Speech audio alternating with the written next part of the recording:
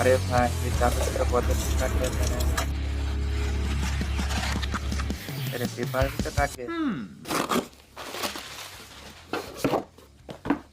ये उसी तरह की एक चाकू खरीद कर लाई।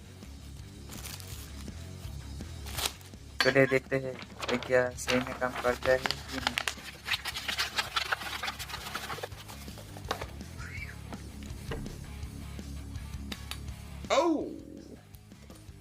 अरे तो गिर गया।